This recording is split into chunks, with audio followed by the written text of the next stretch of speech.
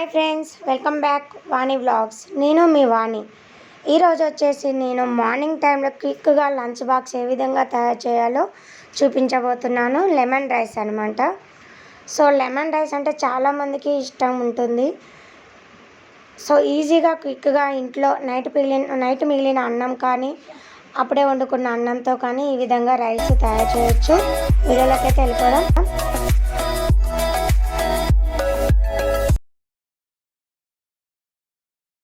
మొదటిగా వచ్చేసి నేనైతే ఉడికించుకున్న అన్నం అయితే ఈ విధంగా తీసుకొని ఫ్యాన్ గాలికి పెట్టుకున్నాను అనమాట. సో నలుగురికి సరిపోయే అన్నం తీసుకున్నాను. కొంచెం చల్లారిన తర్వాత చూపిస్తున్నాను చూడండి. ఇందులోకి కొంచెం పసుపు, రుచికి సరిపడా ఉప్పు వేసుకోవాలన్నమాట. సో పసుపు ఇప్పుడు ఎందుకు వేసుకోవాలి అని మీకు డౌట్ రావచ్చు. ఇప్పుడు పసుపు వేసుకోవడం వల్ల మనకి రైస్ అనేది మొత్తం ఎల్లో కలర్లో మంచి కలర్లో కనిపిస్తుంది, చూడగానే తినాలనిపిస్తుంది అనమాట. సో ఇంకా మనం వైట్ రైస్ డైరెక్ట్గా లెమన్ రైస్ పోపులో వేయడం వల్ల రైస్ అంతా కలవదు, అక్కడక్కడ వైట్గా అక్కడక్కడ ఎల్లో కలర్గా ఉంటుంది.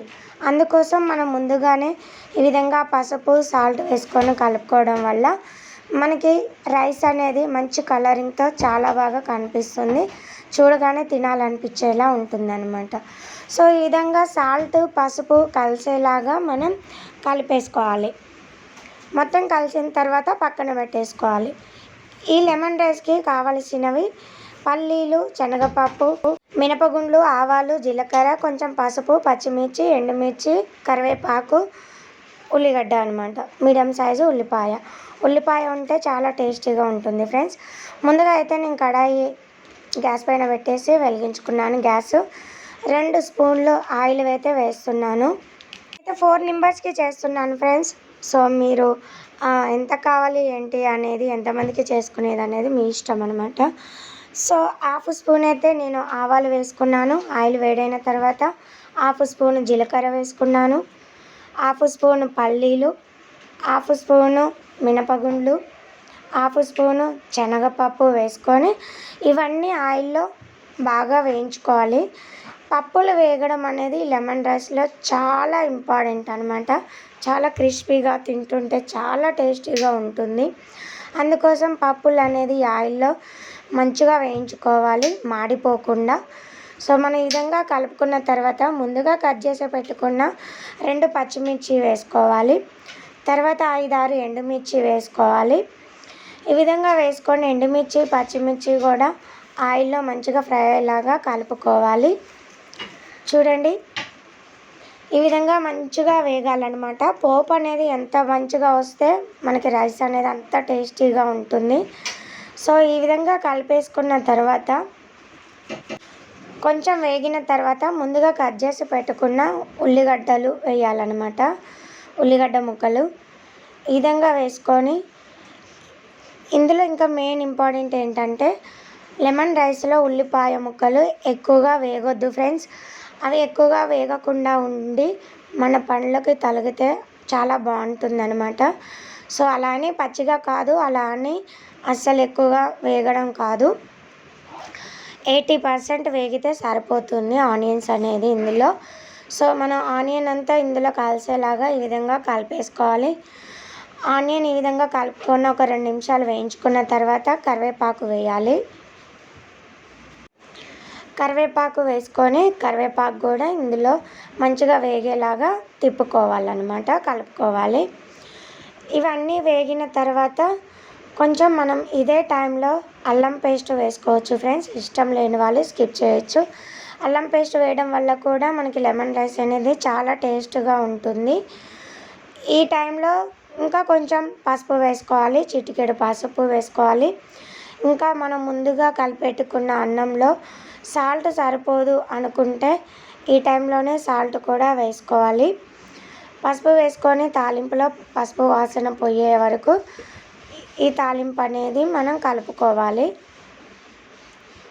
ఈ పోపు అన్నింటిలో పసుపు కలిసేలాగా ఈ విధంగా కలిపేసుకోవాలి.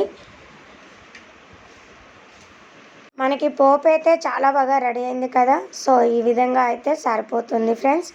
సో ఈ విధంగా రెడీ అయిన తర్వాత మనం ముందుగా కలిపి పెట్టుకున్న రైస్ ఉంటుంది కదా, ఇందులో కొంచెం కొంచెంగా వేసుకోవాలి.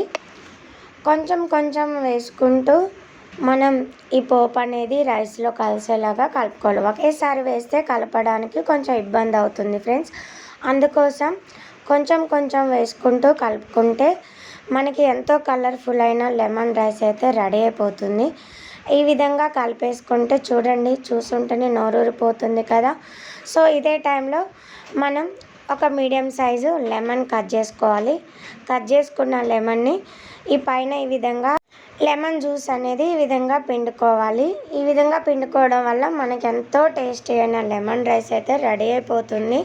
సో అప్పటికి నైట్ అన్నం మిగిలిన ఇదే ప్లేస్లో నైట్ అన్నం కూడా చేసుకొని మార్నింగ్ టైంలో టిఫిన్ లాగా తినేయచ్చు ఫ్రెండ్స్. ఆఫ్టర్నూన్ టైంలో మనం అప్పుడే రెడీ చేసుకున్న రైస్ని అయితే ఈ విధంగా చేసుకొని లంచ్ బాక్స్లోకి పిల్లలకి, హస్బెండ్కి కానీ లేడీస్ అయినా సరే ఇలా ఆఫీస్కి వెళ్తున్నా కానీ లంచ్ బాక్స్లో పెట్టేసుకుంటే ఎంతో టేస్టీ అయిన లెమన్ రైస్ ఖరాబ్ కూడా కాదు. ఎందుకంటే లెమన్ వేస్తాం కాబట్టి మనకి రైస్ అనేది ఖరాబ్ కాదు, చాలా బాగుంటుంది. ఎంతో టేస్టీ అయిన లెమన్ రైస్ అయితే రెడీ అయిపోయింది మనకి. నేనైతే మా హస్బెండ్కి, మా పాపకి అయితే బాక్స్లో కట్టేశాను. ఈ లెమన్ రైస్ చాలా బాగుందని అయితే అన్నారు. మా పాప ఎవ్రీడే బాక్స్ అయితే రిటర్న్ తీసుకొని వస్తుంది. ఈ లెమన్ రైస్ చేసిన రోజు మాత్రం మా పాప రిటర్న్ తీసుకురాదు, చాలా ఇష్టంగా తింటుంది. సో ఎంతో కలర్ఫుల్గా టేస్టీ అయిన లెమన్ రైస్ అయితే రెడీ అయిపోయింది. మొదటిసారిగా మన ఛానల్ని చూస్తున్నట్టయితే ప్లీజ్ సబ్స్క్రైబ్ చేయండి, లైక్ చేయండి, షేర్ చేయండి ఫ్రెండ్స్. సో ఇంకా ఫర్దర్ వీడియోస్ కోసం మన ఛానల్ని సబ్స్క్రైబ్ చేయడం మాత్రం మర్చిపోవద్దు. బెల్ ఐకాన్ మాత్రం క్లిక్ చేయండి. నేను పెట్టే ప్రతి వీడియో నోటిఫికేషన్ మీకు వస్తుంది. ఇంట్లో ఈ విధంగా క్విక్గా తయారు చేసుకునే కుకింగ్ వీడియోస్ కోసం నెక్స్ట్ వీడియోతో మళ్ళీ కలుద్దాం. Bye friends.